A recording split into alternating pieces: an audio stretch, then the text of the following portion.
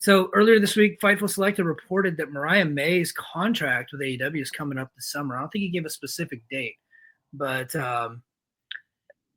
word is that she might be interested in heading to the Fed. Now, I don't think it's a foregone conclusion that she's going there, but a lot of people think that it's a real possibility that she could head over to WWE. What do you think, man?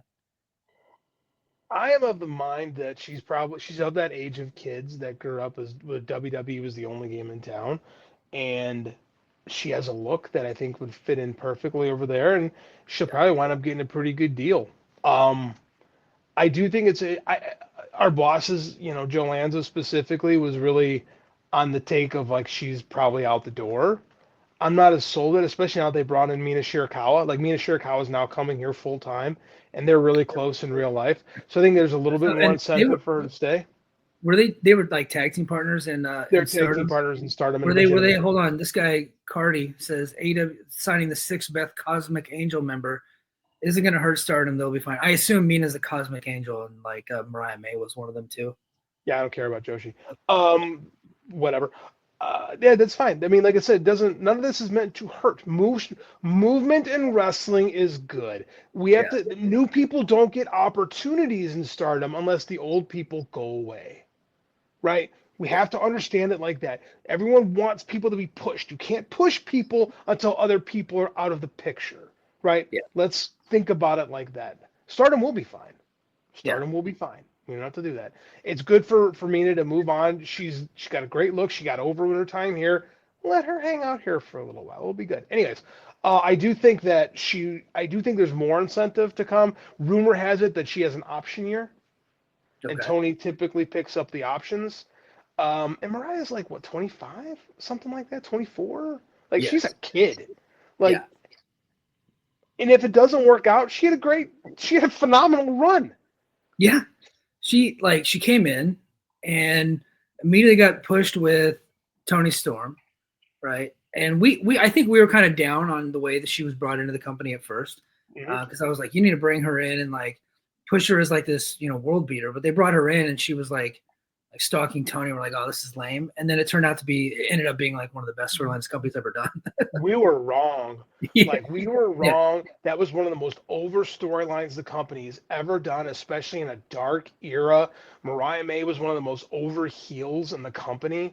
Yeah. Right. And Toni Storm is a much bigger star than she was when the whole thing started.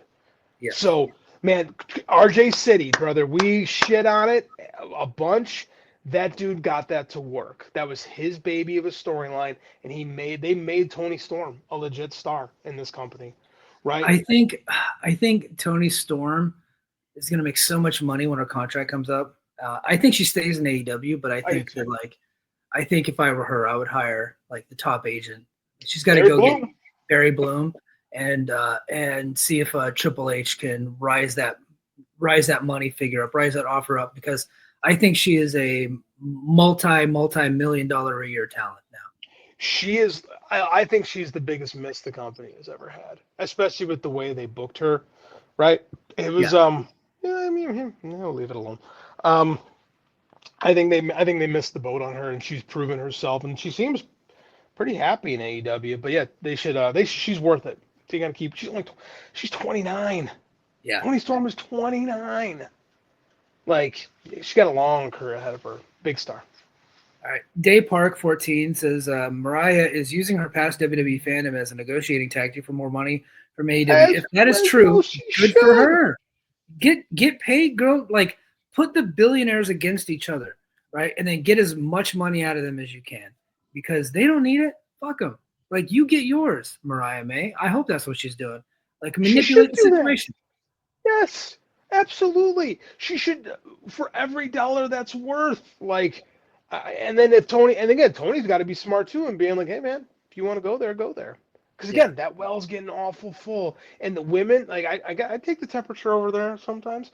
The women aren't being booked the way they were 4 or 5 years ago. Right? WWE?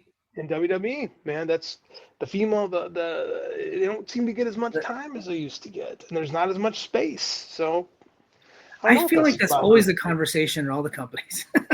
It is, but I mean, there's always a bunch of complaining about them not getting enough time. I mean, like, but I mean, the put it this way, the stopwatch is not as full as it once was. Yeah. I don't know. I still watch Raw every week, and women are all over that show. They even have a women's Intercontinental Champion, and I'm like, do we really need this title? But they're all over that show. I do know I do know that there is for WrestleMania that you're gonna like this. So Please. The night one main event is CM Punk versus Roman Reigns versus Seth Rollins. So CM Punk is headlining WrestleMania, by the way. Dreams do come true. Yeah. I think it's hilarious because he made fun of MJF saying, yeah, yes, you'd probably headline like night number 4. Well, I can't remember what the line was. It's like night number 4 of a buy one, get one extravaganza. And he told him, I'll still be here. Boy, that's absolutely hilarious. Yeah. The irony. That's fine. But I mean, look, it is a big match. And like, I know they'll probably do 50,000 strong for that show and have one of probably the biggest gate that they've ever had because of how fucking expensive those tickets are. But, so anyway, he's headlining, and I think there is some people out there that say that one of the women's matches should headline over, and I'm like, I don't think so. I don't know about that. That's fucking CM Punk and Roman Reigns. Like Seth Rollins is there to take the pin, but it's Punk and Roman. No, absolutely not. There's like, what women's story is more over? You're gonna tell me Charlotte and Tiffany Stratton is more of an over storyline than Roman Reigns, CM Punk, and Seth Rollins? Come on. No, and neither is Rhea, Io Shirai, and Bianca, and I think that match is going to be very good because of the people that are in it. They're good, but I don't think that match is a bigger match. I think that it's more of like you shouldn't do it because it's going to draw you the most money. You should do it to be a nice person. I'm like, sorry, that's not what these people are. Like, that's not where they're at anymore. Stephanie's not running this company anymore. She ain't there. Like Stephanie was the one kind of making some of that stuff happen back in the day. So like that's not what these people are about. They're about like what's the biggest drawing match of the night? Who's like, what match can we put on last and no one's going to leave before the main event? This match is Punk and Roman and Seth Rollins. Ain't nobody leaving until that match is over. No, absolutely. And that's you and I both said that Toni and Mariah should have closed the Australia show, right? Yeah. We're going to be consistent on that. We'll be consistent. When something is over and draws, it should do it. But not the women's match isn't drawing to WrestleMania. Okay. Right? It's just that you got to go. No, I don't have to go. So I just got a message. Real quick. It says they pivoted Mariah May and Toni stuff because it wasn't working. It was bad, but they course corrected.